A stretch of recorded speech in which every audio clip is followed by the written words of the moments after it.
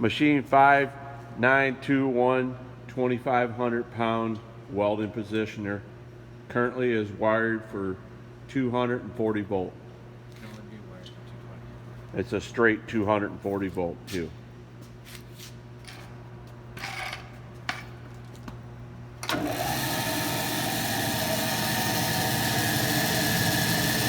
Cover is right there for the back.